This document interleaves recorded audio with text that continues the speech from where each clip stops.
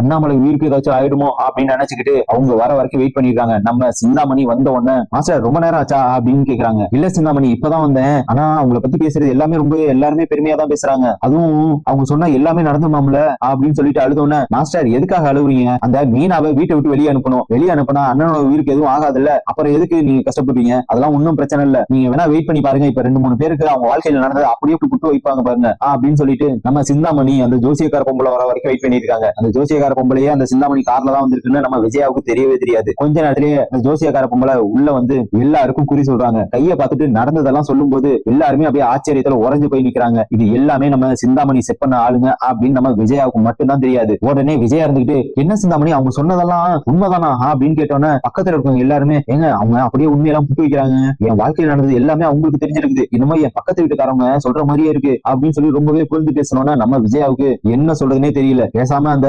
மீனாவையும் முத்துவையும் வீட்டை விட்டு வெளியே அனுப்புங்க மாஸ்டர், அப்பதான் அண்ணனோட உயிருக்கு எதுவும் ஆகாது அப்படின்னு சொன்னோன்னே நம்ம விஜயாவுக்கு என்ன சொல்றதுன்னு தெரியல.